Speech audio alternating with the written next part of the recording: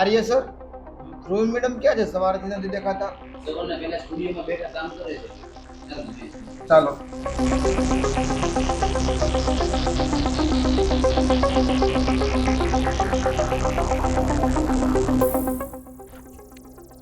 Dhruvi madam, આ હું homework કરો છો કે શું?